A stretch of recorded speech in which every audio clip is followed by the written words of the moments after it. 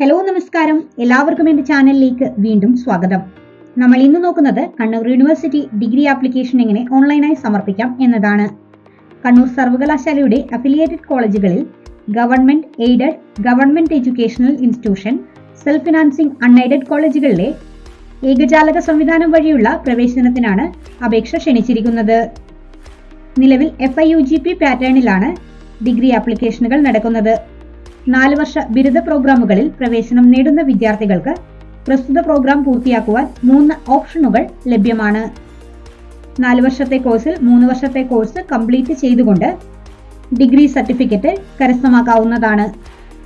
കണ്ണൂർ സർവകലാശാലയുടെ കീഴിൽ പ്രവേശനം ആഗ്രഹിക്കുന്ന എല്ലാ വിദ്യാർത്ഥികളും general, reservation, community management, sports quota തുടങ്ങിയ എല്ലാ ആപ്ലിക്കൻസും കണ്ണൂർ യൂണിവേഴ്സിറ്റിയുടെ സൈറ്റ് വഴി ഓൺലൈനായിട്ടാണ് അപേക്ഷ സമർപ്പിക്കേണ്ടത്. 30 മെയ് 2025 മുതൽ അപേക്ഷ ആരംഭിച്ചിട്ടുണ്ട്. അവസാന തീയതി ജൂൺ 17 വൈകുന്നേരം 5 മണി വരെയാണ്. ഓൺലൈൻ രജിസ്ട്രേഷന്റെ അവസാന തീയതി വരെ അപേക്ഷയിലെ തെറ്റുകൾ തിരുത്താൻ സാധിക്കുന്നതാണ്. ശേഷം ഫീസ് അടച്ചു മാത്രമാണ് തിരുത്തലുകൾ വരുത്താൻ സാധിക്കുന്നത്. കമ്മ്യൂണിറ്റി മാനേജ്മെന്റ്, സ്പോർട്സ് എന്നീ കോട്ടയിൽ പ്രവേശനം ആഗ്രഹിക്കുന്നവർ ഓൺലൈൻ അപേക്ഷയുടെ പ്രിന്റും ആവശ്യമായ രേഖകളും സഹിതം പ്രവേശനം ആഗ്രഹിക്കുന്ന കോളേജുകളിൽ പ്രത്യേകം അപേക്ഷ സമർപ്പിക്കേണ്ടതാണ്. വിദ്യാർത്ഥികൾക്ക് 20 ഓപ്ഷൻ വരെ സെലക്ട് ചെയ്യാവുന്നതാണ്. ഓപ്ഷൻ കൊടുത്ത കോളേജുകളിലേക്ക് അലോട്ട്മെന്റ് ലഭിക്കുകയാണെങ്കിൽ നിർബന്ധമായും പ്രവേശനം നേടേണ്ടതാണ്. പ്രവേശനം നേടാത്ത പക്ഷം ആ കുട്ടിയുടെ അപേക്ഷ പിന്നീട് പരിഗണിക്കുന്നതായിരിക്കില്ല. അപേക്ഷ സമർപ്പിക്കുമ്പോൾ സൈറ്റിൽ ഫീ പേയ്മെന്റ് വരുന്നുണ്ട്. ജനറൽ OBC കാറ്റഗറികൾക്ക് 600 രൂപയും SC/ST വൈകല്യമുള്ളവർക്ക് 300 രൂപയുമാണ് സൈറ്റിലേക്ക് ഫീസായിട്ട് അടച്ചു നൽകേണ്ടത്. അപേക്ഷ സമർപ്പിക്കാൻ അപേക്ഷകന്റെ +2 details, SSLC details, Aadhaar card, photo sign തുടങ്ങിയ കാര്യങ്ങൾ ആവശ്യമാണ്.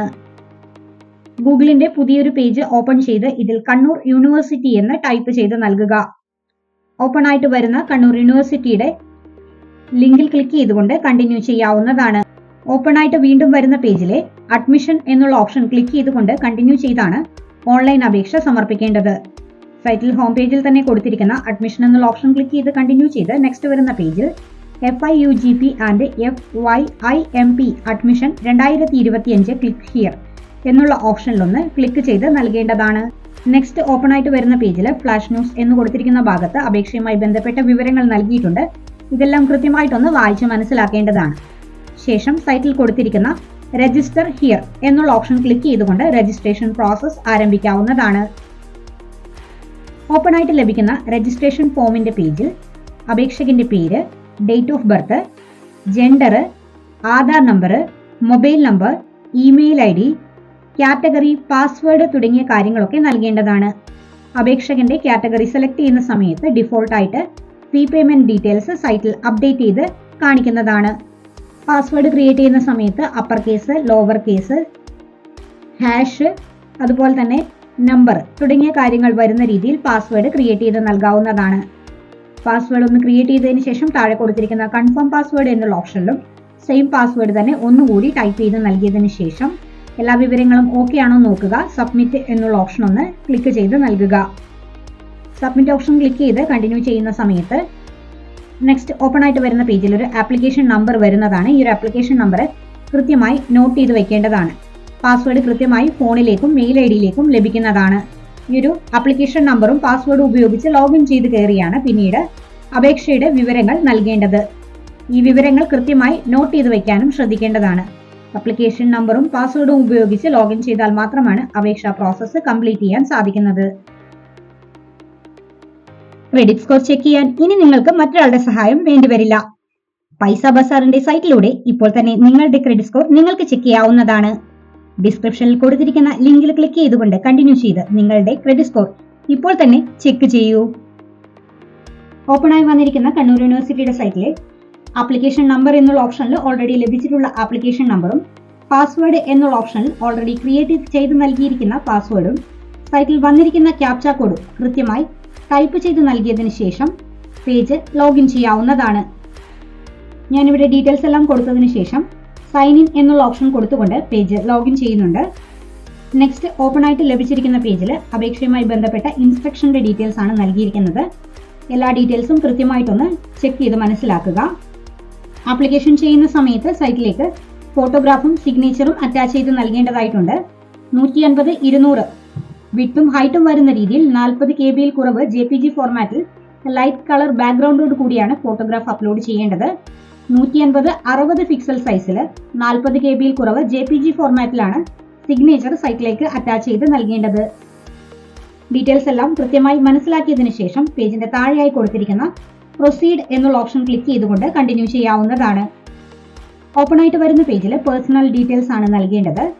ഡിഫോൾട്ട് ആയിട്ട് ആപ്ലിക്കന്റിന്റെ പേര്, ഡേറ്റ് ഓഫ് ബർത്ത്, ജെൻഡർ തുടങ്ങിയ കാര്യങ്ങളൊക്കെ സൈറ്റിൽ അപ്ഡേറ്റ് ആയിട്ട് വരുന്നതാണ്. ആർ യു കേരളൈറ്റ് എന്നുള്ള ഓപ്ഷനിൽ യെസ് എന്ന് നൽകാവുന്നതാണ്. നാഷണാലിറ്റി ഇന്ത്യൻ എന്നും നിലവിൽ നൽകിയിരിക്കുന്ന മൊബൈൽ ഡീറ്റെയിൽസും ഒക്കെ സൈറ്റിൽ കാണിച്ചിരിക്കുന്നതാണ്. House name, street, place, district, taluk, post office തുടങ്ങിയ കാര്യങ്ങളൊക്കെ കൃത്യമായി നൽകേണ്ടതാണ്. അതുപോലെ തന്നെ പാരന്റ് അല്ലെങ്കിൽ ഗാർഡിയൻ നെയിമും പേജിൽ കൃത്യമായി നൽകേണ്ടതാണ്. അടുത്തതായി നൽകേണ്ടത് റിസർവേഷൻ ഡീറ്റെയിൽസ് ആണ്. ആപ്ലിക്കന്റിന് എന്തെങ്കിലും തരത്തിലുള്ള റിസർവേഷൻസ് ഉണ്ടെങ്കിൽ അതിന്റെ വിവരങ്ങൾ ഇവിടെ നൽകേണ്ടതാണ്.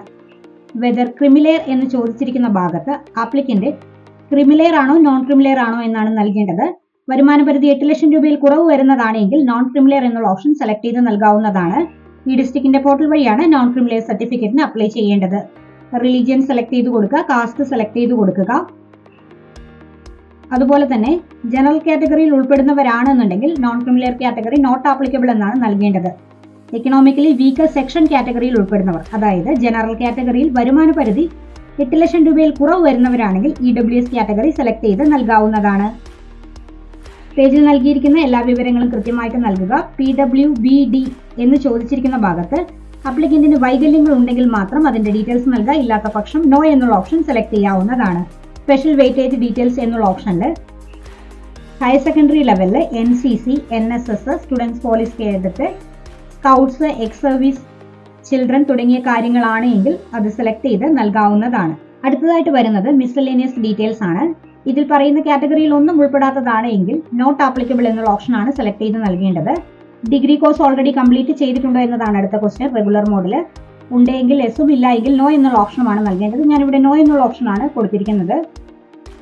റെപ്രസെന്റഡ് എനി സ്പോർട്സ് കോമ്പറ്റീഷൻ ചോദിക്കുന്നുണ്ട്. ഉണ്ടെങ്കിൽ എസ് കൊടുക്കുക, ഇല്ലാത്ത പക്ഷം നോ എന്ന് കൊടുക്കുക. എസ് എന്നാണ് കൊടുക്കുന്നതെങ്കിൽ അതിന്റെ കാറ്റഗറി ഡീറ്റെയിൽസ് മെൻഷൻ ചെയ്ത് നൽകേണ്ടതാണ്. നാഷണൽ ലെവലാണോ, സ്റ്റേറ്റ് ലെവലാണോ, ഡിസ്ട്രിക്ട് ലെവലാണോ എന്നുള്ളതും ഏത് ഐറ്റം ആണ് എന്നുള്ളതും കൃത്യമായി സെലക്ട് ചെയ്ത് നൽകേണ്ടതാണ്. അതുപോലെ തന്നെ 20ാമത്തെ ക്വസ്റ്റിന് interested in self financing college എന്നുള്ള ഓപ്ഷൻ ഡിഫോൾട്ട് ആയിട്ട് എസ് എന്ന് വരുന്നതാണ്. എസ് എന്നുണ്ടെങ്കിൽ മാത്രമാണ് ആ വിദ്യാർത്ഥികൾക്ക് സെൽഫ് ഫിനാൻസിംഗ് കോളേജിലേക്ക് അപേക്ഷ സമർപ്പിക്കാൻ സാധിക്കുന്നത്. വിവരങ്ങളെല്ലാം കൃത്യമായി നൽകിയതിനു ശേഷം പേജിന്റെ താഴെയായി കൊടുത്തിരിക്കുന്ന സേവ് ആൻഡ് കണ്ടിന്യൂ എന്നുള്ള ഓപ്ഷൻ ക്ലിക്ക് ചെയ്തുകൊണ്ട് നെക്സ്റ്റ് പേജിലേക്ക് വരാവുന്നതാണ്. ആപ്ലിക്കന്റിന്റെ +2 ഡീറ്റെയിൽസ് ആണ് നെക്സ്റ്റ് പേജിൽ നൽകേണ്ടത്. മോഡ്, രജിസ്ട്രേഷൻ ഡീറ്റെയിൽസ് തുടങ്ങിയ കാര്യങ്ങളൊക്കെ കൃത്യമായിട്ട് നൽകുക. ഓരോ സബ്ജക്റ്റിനും ലഭിച്ചിരിക്കുന്ന മാർക്കും നൽകേണ്ടതാണ്. മാക്സിമം മാർക്ക് ഡിഫോൾട്ട് ആയിട്ട് സൈറ്റിൽ വരുന്നതാണ്. ഒബ്ടൈൻഡ് മാർക്ക് എന്നുള്ള ഓപ്ഷനിൽ ലഭിച്ചിരിക്കുന്ന മാർക്ക് എത്രയാണോ സർട്ടിഫിക്കറ്റിലുള്ളത് അത് കൃത്യമായി ടൈപ്പ് ചെയ്ത് നൽകേണ്ടതാണ്. മാർക്കിന്റെ ഡീറ്റെയിൽസ് കറക്റ്റ് ആയിട്ട് കൊടുത്തതിന് ശേഷം സേവ് ആൻഡ് കണ്ടിന്യൂ എന്നുള്ള ഓപ്ഷൻ ഒന്ന് ക്ലിക്ക് ചെയ്ത് കൊടുക്കുക. പേജിൽ വന്നിരിക്കുന്ന അലർട്ട് മെസ്സേജിൽ ഓക്കെ എന്നുള്ള ഓപ്ഷൻ കൃത്യമായിട്ടൊന്ന് നൽകിയതിനു ശേഷം പ്രൊസീഡ് ചെയ്യാവുന്നതാണ്. 4ാമത്തെ സ്റ്റെപ്പിൽ വരുന്നത് ആപ്ലിക്കന്റിന്റെ ഫോട്ടോയും സൈനും അറ്റാച്ച് ചെയ്ത് നൽകേണ്ടതാണ്. ഫോട്ടോഗ്രാഫ് 150, 200 പിക്സൽ സൈസിൽ JPG ഫോർമാറ്റിൽ 40 KB കുറവായിട്ടും സിഗ്നേച്ചർ 150, 60 പിക്സൽ സൈസിൽ 40 KB കുറവായിട്ട് JPG ഫോർമാറ്റിലുമാണ് അറ്റാച്ച് ചെയ്ത് നൽകേണ്ടത്. ചൂസ് ഫയൽ എന്നുള്ള ഓപ്ഷൻ ക്ലിക്ക് ചെയ്തുകൊണ്ട് ഫയൽ സെലക്ട് ചെയ്തതിനു ശേഷം അപ്ലോഡ് എന്നുള്ള ഓപ്ഷൻ ക്ലിക്ക് ചെയ്തുകൊണ്ട് അപ്ലോഡ് ചെയ്ത് നൽകാവുന്നതാണ്. 6ാമത്തെ സ്റ്റെപ്പായിട്ട് വരുന്നത് ഓപ്ഷൻ രജിസ്ട്രേഷൻ ആണ്. ഫോട്ടോയും സൈനും അറ്റാച്ച് ചെയ്ത് നെക്സ്റ്റ് പ്രൊസീഡ് ചെയ്ത് വരുന്ന പേജിലാണ് ഓപ്ഷൻസ് നൽകാനായിട്ട് വരുന്നത്. അപേക്ഷകന് ഏറ്റവും ആവശ്യമായ കോളേജുകളും കോഴ്സുകളും സെലക്ട് ചെയ്തുകൊണ്ട് അപ്ലൈ ചെയ്യാൻ സാധിക്കുന്നതാണ്. ആദ്യം അപേക്ഷകന് ആവശ്യമായ കോഴ്സ് ഏതാണോ അത് കൃത്യമായിട്ടൊന്ന് സെലക്ട് ചെയ്ത് നൽകുക. കോഴ്സ് സെലക്ട് ചെയ്തതിനു ശേഷം നെക്സ്റ്റ് വരുന്ന ഭാഗത്ത് കോളേജ് ഓപ്ഷൻ ഡിഫോൾട്ട് ആയിട്ട് സൈറ്റിൽ കാണിക്കുന്നതാണ്. അവൈലബിൾ ആയിട്ടുള്ള കോളേജുകളിൽ ഏത് കോളേജിലാണോ ചേരാൻ ഏറ്റവും കൂടുതൽ താല്പര്യപ്പെടുന്നത് ഈ ഒരു കോളേജാണ് സെലക്ട് ചെയ്ത് നൽകേണ്ടത്. കണ്ണൂർ യൂണിവേഴ്സിറ്റിയുടെ അണ്ടറിൽ വരുന്ന കോളേജസിന്റെ വിവരങ്ങളാണ് സൈറ്റിൽ അപ്ഡേറ്റ് ആയിട്ട് ലഭിക്കുക. കോഴ്സ് സെലക്ട് ചെയ്തതിനു ശേഷം സെലക്ട് കോളേജ് എന്നുള്ള ഓപ്ഷനിൽ പഠിക്കാൻ ആഗ്രഹിക്കുന്ന കോളേജ് ഏതാണോ അതൊന്ന് സെലക്ട് ചെയ്ത് കൊടുക്കുക. ആഡ് യുവർ ഓപ്ഷൻ എന്നുള്ള ഓപ്ഷൻ ക്ലിക്ക് ചെയ്തുകൊണ്ട് ഓപ്ഷൻസ് ആഡ് ചെയ്യുക.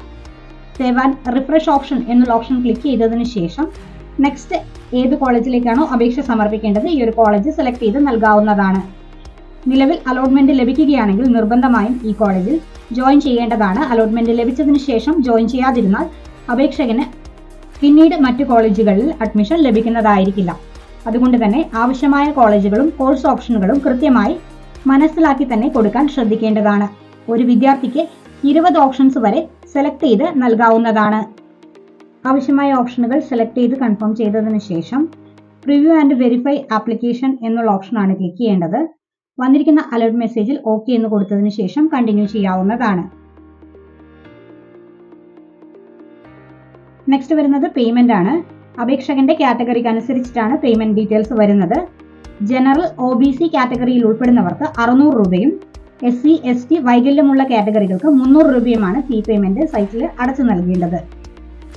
നിലവിൽ പേയ്മെന്റ് ഓപ്ഷൻ വരുന്നതാണ്. പേയ്മെന്റ് ഓപ്ഷനിൽ തൊട്ട് താഴെയായി കൊടുത്തിരിക്കുന്ന ഡിക്ലറേഷൻ ഒന്ന് ക്ലിക്ക് ചെയ്യുക. പേ ഫീസ് എന്നുള്ള ഓപ്ഷൻ ഒന്ന് ക്ലിക്ക് ചെയ്ത് നൽകുക. ശേഷം പേയ്മെന്റ് ഗേറ്റ്വേ പേജിലേക്കാണ് കൺവേർട്ട് ആയിട്ട് വരുന്നത്. നെക്സ്റ്റ് ഓപ്പൺ ആയിട്ട് വരുന്ന പേജിൽ SBI എന്നുള്ള ഓപ്ഷൻ ക്ലിക്ക് ചെയ്യുക. പേ നൗ ഓപ്ഷൻ ക്ലിക്ക് ചെയ്യുക. പേയ്മെന്റ് റിവ്യൂ പേജിന്റെ ഫോട്ടോ അല്ലെങ്കിൽ സ്ക്രീൻഷോട്ട് കൃത്യമായിട്ടൊന്ന് എടുത്തു വെക്കാൻ ശ്രദ്ധിക്കേണ്ടതാണ്. അതിനുശേഷം പേ എന്നുള്ള ഓപ്ഷൻ ക്ലിക്ക് ചെയ്തുകൊണ്ട് കണ്ടിന്യൂ ചെയ്യുക. ഇൻ കേസ് പേയ്മെന്റ് ചെയ്യുന്ന സമയത്ത് ഫെയിലായി പോകുകയാണെങ്കിൽ പേയ്മെന്റ് ഡീറ്റെയിൽസ് അപ്ഡേറ്റ് ചെയ്ത് നൽകുന്നതിന് വേണ്ടിയിട്ടാണ് ഈ ഒരു ഭാഗത്തിന്റെ സ്ക്രീൻഷോട്ട് എടുക്കണമെന്ന് മെൻഷൻ ചെയ്തത്. നെക്സ്റ്റ് ഓപ്പൺ ആയിട്ട് വരുന്ന പേയ്മെന്റ് ഗേറ്റ്വേ പേജിൽ debit card, credit card, internet banking, UPI options ഒക്കെ അവൈലബിൾ ആണ്.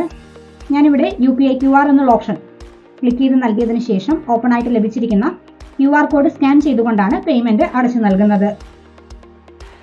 പേയ്മെന്റ് സക്സസ് ആയതിനു ശേഷം സൈറ്റിൽ പേയ്മെന്റ് റെസിപ്റ്റ് ജനറേറ്റ് ആവുന്നതാണ്. ഇത് കൃത്യമായി പ്രിന്റ് ഔട്ട് എടുക്കാൻ ശ്രദ്ധിക്കേണ്ടതാണ്.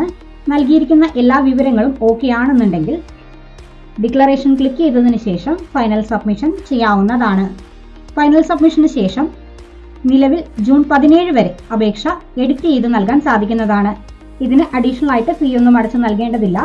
ഹോം പേജിൽ തന്നെ കൊടുത്തിരിക്കുന്ന സ്റ്റുഡൻസ് ഹോം എന്നുള്ള ഭാഗത്തൊന്ന് ക്ലിക്ക് ചെയ്ത് നൽകുക.